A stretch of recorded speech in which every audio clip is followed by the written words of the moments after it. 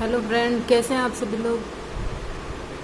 आप लोगों की तैयारी कैसी चल रही है। आप लोगों के प्रीवियस पेपर भी पढ़े हैं, उनसे भी अपनी तैयारी करते रहिए।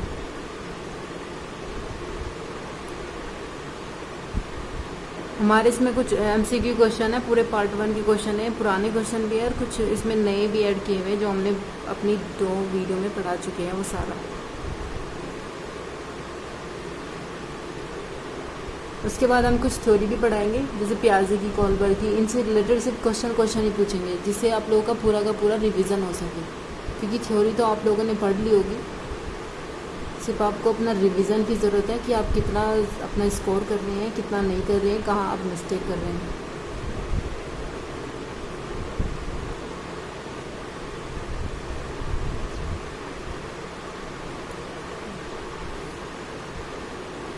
ठीक है, तो हम स्टार्ट करते हैं अभी। सबसे पहला क्वेश्चन क्या है हमारा, विकास कभी न समाप्त होने वाली प्रक्रियाएं। ये हमारा फर्स्ट क्वेश्चन है, विकास कभी न समाप्त होने वाली प्रक्रिया है। जब हम लोगों ने आपको सिद्धांत पढ़ाए थे उसमें भी बताए थे, और ये पूरा प्रीवियस का ही क्वेश्चन है, ये पूछा हुआ क्वेश्चन है, एक बार नहीं बल्कि 2-3 बार ये क्वेश्चन पूछा हुआ है। अब ये आपको पता होना चाहिए कि ये टर्म आप लोगों ने पढ़ी होगी, एकीकरण का सिद्धांत या अंतरक्रिया का सिद्धांत, अंतर संबंध का सिद्धांत।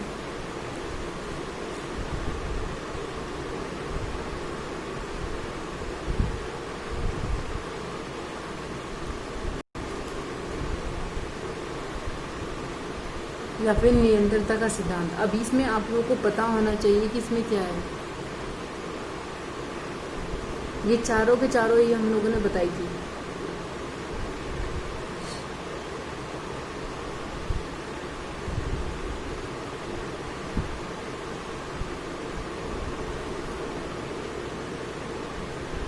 अब यहाँ पे हमने क्या बताया था कि विकास कभी न समाप्त होने वाली प्रक्रिया। इसका मतलब होता है कि विकास जन्म से लेकर मृत्यु तक समान गति से तो नहीं बढ़ता है, लेकिन हमेशा उसका विकास होता रहता है। जब तक व्यक्ति की मृत्यु नहीं हो जाती तब तक उस बच्चे का विकास होता रहता है, उस इंसान का विकास होता रहता है। तो विकास कभी समाप्त नहीं होता। और उसके साथ हमने पढ़ाई थी वृद्धि की एक लिमिटेशन होती है, एक एज होती है कि वो सिर्फ उसी एज तक बढ़ती है, उसके आगे उसकी कोई वृद्धि नहीं होती। तो ये क्या हुआ, निरंतरता का सिद्धांत। उसके बाद नेक्स्ट क्वेश्चन हमारा, पीयर ग्रुप क्या होता है। समवयस्क समूह किस अवस्था की विशेषता है। पीयर ग्रुप ऐसे होते हैं जो अपने समवयस्क होते हैं, अपनी एज के जो व्यक्ति होते हैं, जब उनके साथ आप ये सब बनाते हो, ग्रुप बनाते हो, उनके साथ रहना पसंद करते हो, उनके साथ घूमना पसंद करते हो अपने पीयर ग्रुप के साथ, तो वो कौन सी अवस्था की विशेषता है। पूर्व बाल्यावस्था की है, किशोरावस्था की है, उत्तर बाल्यावस्था की है, या फिर कोई नहीं।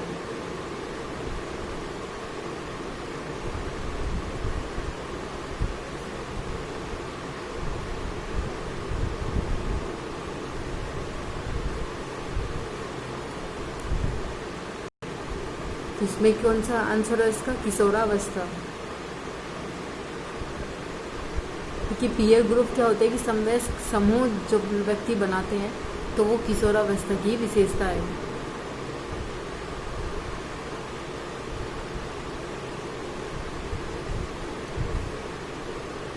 उसके बाद हमारा नेक्स्ट क्वेश्चन क्या है, खिलौनों की आयु क्या है या कौन सी है।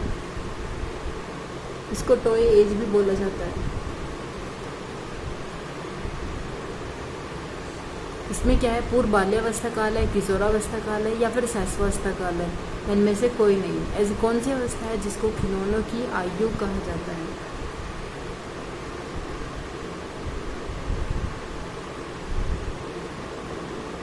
इसके साथ साथ आप जो भी इसमें क्वेश्चन में ऑप्शंस दिए होते हैं उनको भी कोरिलेट करने की कोशिश कीजिए, क्योंकि उससे भी क्वेश्चन पूछ लिए जाते हैं। किशोरावस्था की विशेषताएं क्या होती है, किस तरीके होते हैं, गोल्डन एज कहा जाता है, टॉय एज किसको कहते हैं, वो इमिटेशन क्या होते हैं, अनुकरण क्या होता है, व्यक्ति कौन सी अवस्था में क्या कर सकता है, किस तरीके से पार्ट यूज़ करता है अपने, स्कूल एज क्या होती है। ये सारी चीज़ें ऑप्शन से ही करना चाहिए कुछ।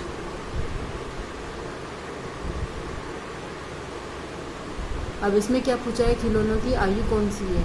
इसका आंसर क्या है, पूर्व बाल्यावस्था का है।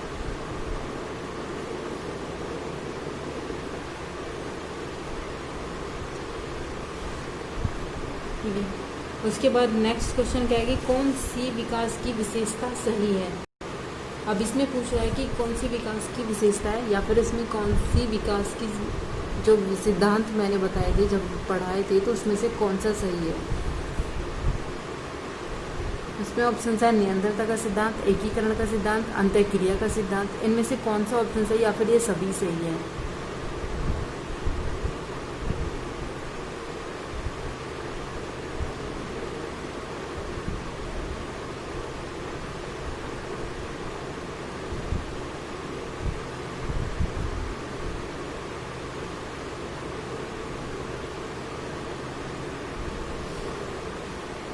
अभी हमने ऊपर क्या पढ़ा कि विकास कभी ना समाप्त होने वाली प्रक्रिया है। ये कौन सा है, निरंतरता का सिद्धांत है, यानी कि विकास का ही एक सिद्धांत है।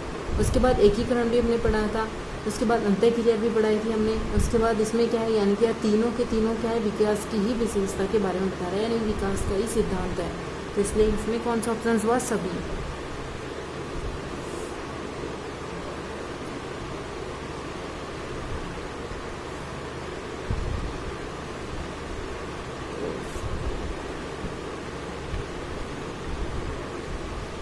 ठीक है।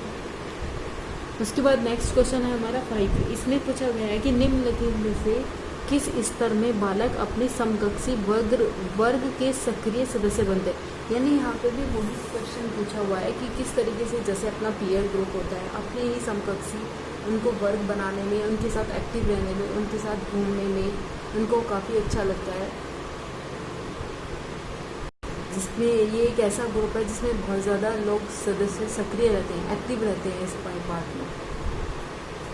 तो इसमें से कौन सी एज है, यानी कि कौन सी अवस्था पूछी जा रही है, किशोरावस्था काल, बाल्यावस्था काल, शैशवावस्था काल, या फिर ये सारी ही है।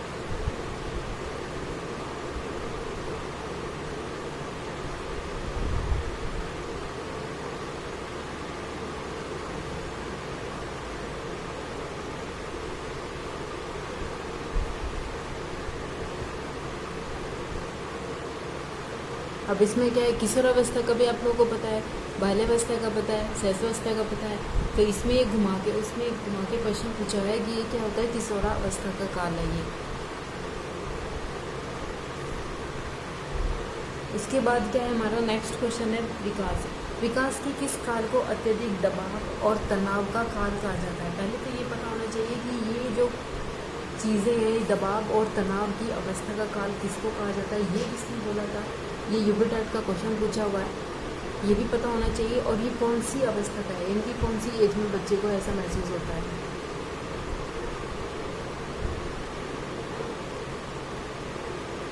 ये भी पता होना चाहिए।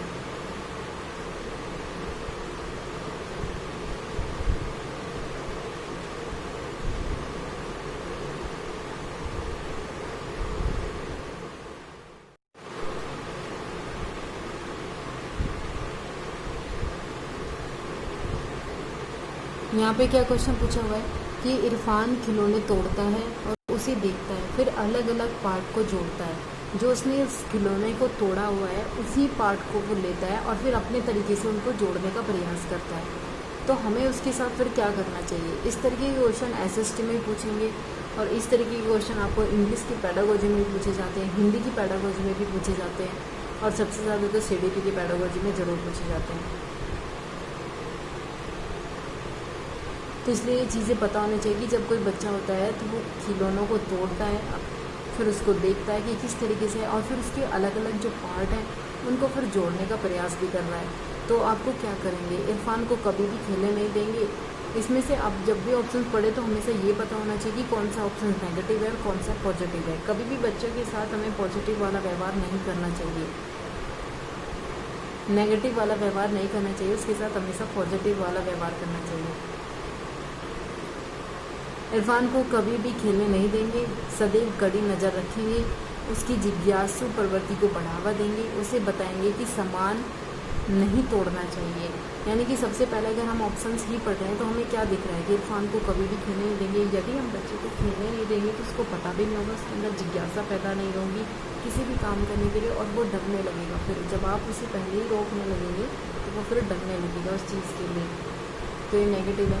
सदैव कड़ी नज़र रखेंगे, अगर आप उस पर कड़ी नज़र रखेंगे तो वो खुद में ही डर जाएगा कि वो गलत कर रहा है, सही कर रहा है, इस चीज़ के बारे में वो सोचने लगता है, इसलिए वो इस काम को भी नहीं करता और वो छोड़ देता है उस चीज़ को। तो इसलिए बच्चों पर इतनी भी नज़र नहीं रखनी चाहिए कि वो काम नहीं करे, उस पर ध्यान रखना चाहिए, नज़र नहीं। उसकी जिज्ञासा प्रवृत्ति को बढ़ाना चाहिए। हाँ, अगर कोई बच्चा किसी चीज़ को तोड़ रहा है या फिर पुरानी चीज़ों को तोड़कर कुछ नई चीज़ें बना रहा है या उसको देख रहा है, समझ रहा है, तो उसको और बढ़ावा देना चाहिए कि पूछना चाहिए कि इससे क्या हुआ, क्या नहीं हुआ। मुझे बताएंगे कि सामान नहीं तोड़ना चाहिए, ठीक है बताएंगे, लेकिन सबसे अगर पॉजिटिव सेंस की बात की जाए तो उसकी जिज्ञासा प्रवृत्ति को बढ़ाना चाहिए।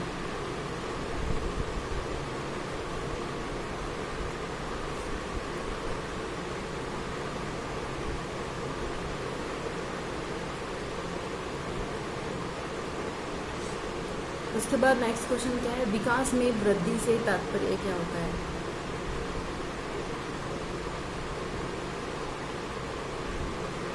ज्ञान में वृद्धि से होता है, संवेग में होता है, वजन में होता है, आकार, सोच, समझ, कौशल में वृद्धि होती है या फिर इनमें होता है।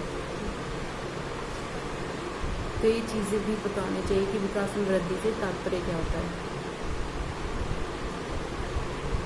क्वेश्चन कम हो इससे फ़र्क नहीं पड़ता है, क्वेश्चन के ऑप्शन से भी आप लोगों को चीज़ों को अलग अलग तरीके के क्वेश्चन बनाने चाहिए, जिससे कि पूरा का पूरा चैप्टर क्लियर हो जाता है, जिससे पूरे सिद्धांत क्लियर हो जाएंगे, पुराने प्रीवियस क्वेश्चन से रिलेटेड जो भी आ रहे होंगे वो भी क्लियर हो जाएंगे उसमें।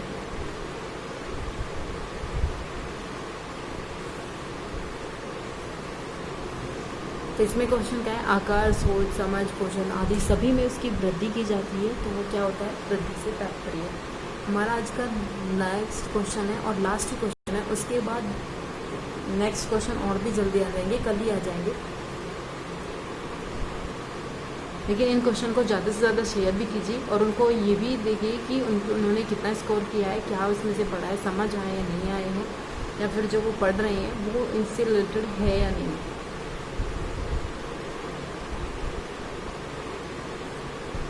ये क्वेश्चन क्या है, किशोर का अनुभव कर सकते हैं। बचपन में किए गए अपराधों के प्रति डर के भाव, आत्मसिद्धि के भाव, जीवन के बारे में तृप्ति या दुश्चिंता और स्वयं से सरोकार।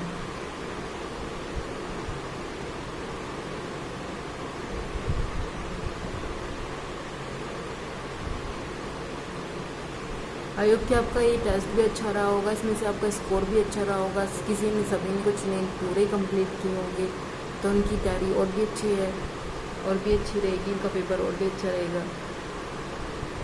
ठीक है, इसका आंसर क्या है, दुश्चिंता और स्वयं से सरोकार।